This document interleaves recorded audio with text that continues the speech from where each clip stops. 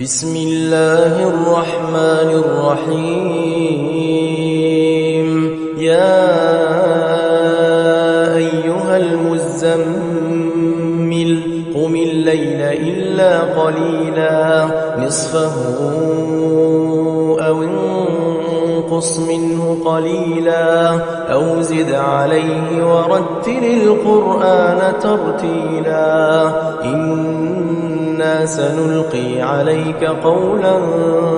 ثقيلا إن ناشئة الليل هي أشد وطئا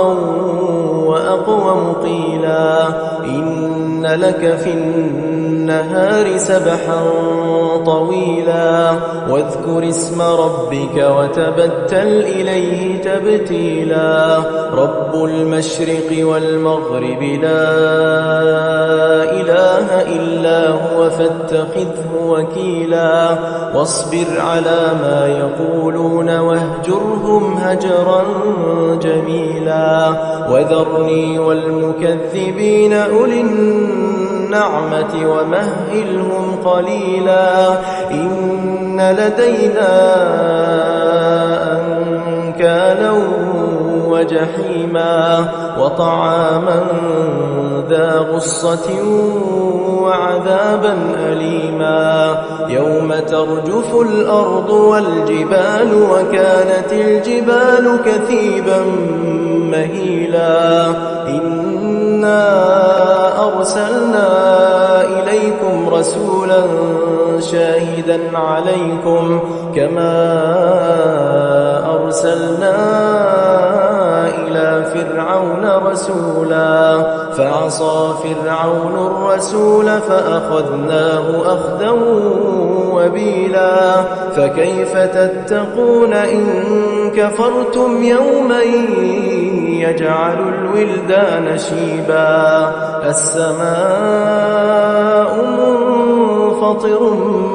به كان وعده مفعولا إن هذه تذكرة فمن شاء اتخذ إلى ربه سبيلا إن ربك يعلم أنك تقوم أدنى من ثلثي الليل ونصفه وثلثه وطائفة من الذين معك والله يقدر الليل والنهار علم أن لن تحصوه فتاب عليكم فاقرؤوا ما تيسر من القرآن علم أن سيكون منكم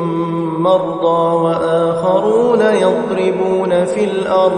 وآخرون يضربون في الأرض يبتغون من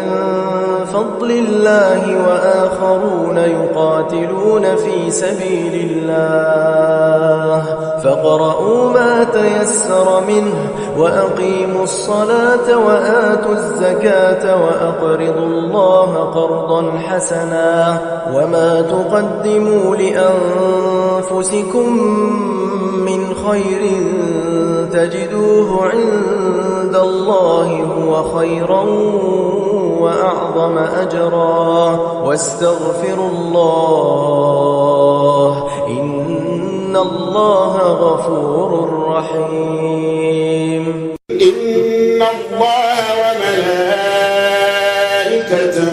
يصلون على النبي